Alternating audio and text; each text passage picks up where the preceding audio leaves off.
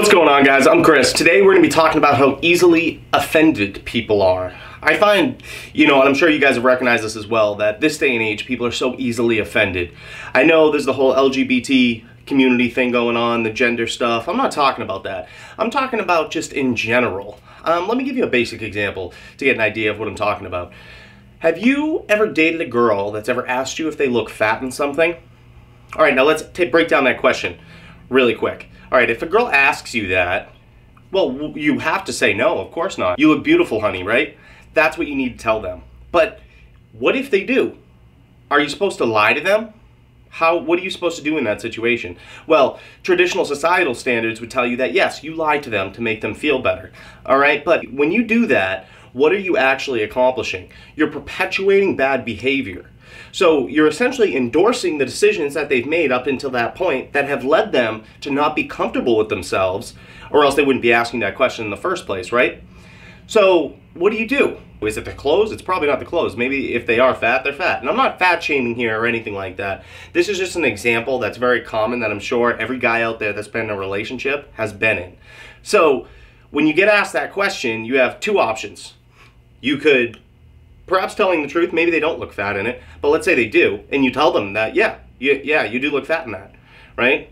I would never do that, by the way, but just for the sake of the example here, because you can only imagine what would happen if you did that.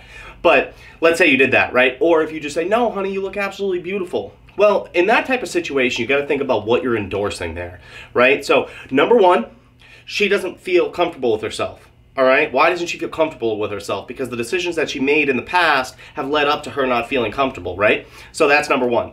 Number two is the fact that if you tell her the truth, and let's say she doesn't look good in that, and you tell her that, then you're going to get into a huge fight, right? So you're setting yourself up for failure, right? If you ever set somebody up with a question like that, I'll give you another drastic example. Let's say you're driving a bucket of a car, right? Just a piece of junk. And you pull up, you pick up your boy, and you're like, yeah, man, isn't this car the best? Blah, blah, blah.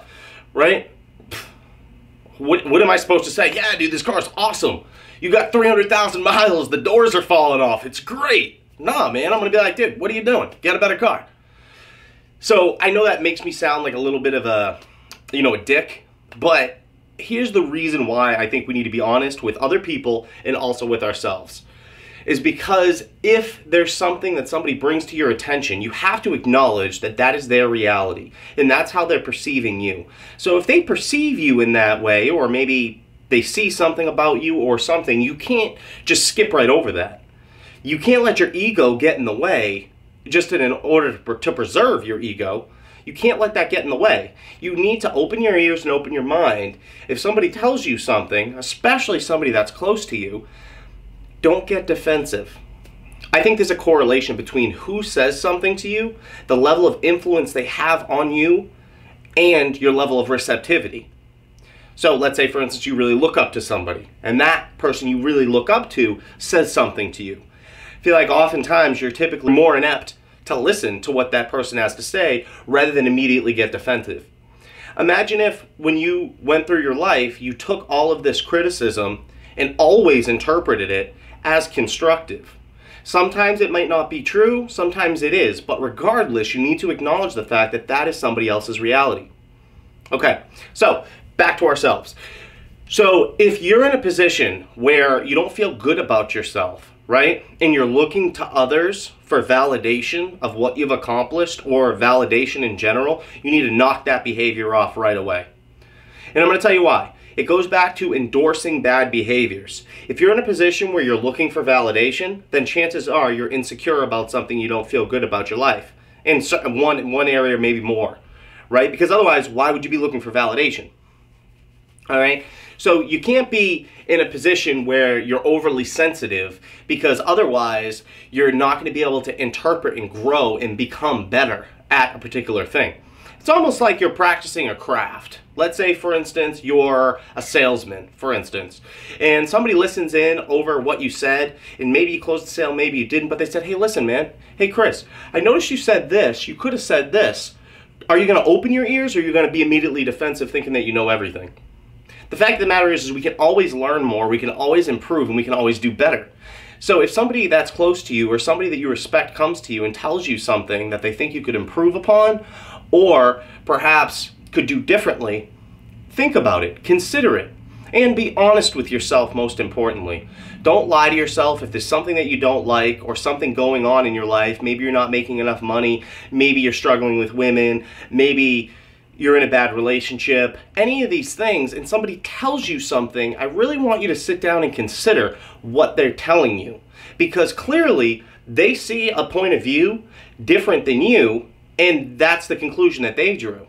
So you need to understand that your perception of reality is very different than other people's. And it can also be skewed and warped, depending on the situation that you're in. The most prevalent example of this, have you ever seen anybody that's in a relationship that you know for a fact is not going to work?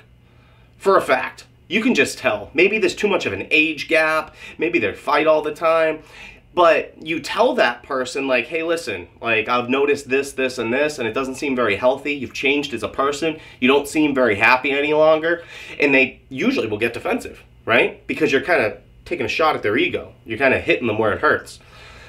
I'm saying open yourself up to vulnerability. There is nothing wrong with being vulnerable. Drop your ego at the door. Leave it there so that way you can grow. You need to be humbled sometimes because our egos can grow to exponential proportions. And when that happens, we tend to get a little closed off.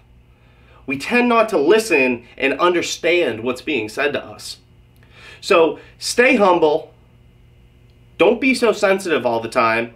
And try to be receptive when somebody that's close to you talks to you about something that's important to them, something they notice about you. And for the love of God, don't ask double-sided questions where you are pigeonholing somebody into answering a particular way just to make you feel better. Be honest with yourself, stay truthful, and become the best possible version of yourself that you can be. All right, guys, and with that, I am out of here. Feel free to visit my website, RTBTransformations.com. Fitness coaching, personal development. Please comment, like, subscribe, smash that bell button. And with that, I'm out of here, guys. See you later.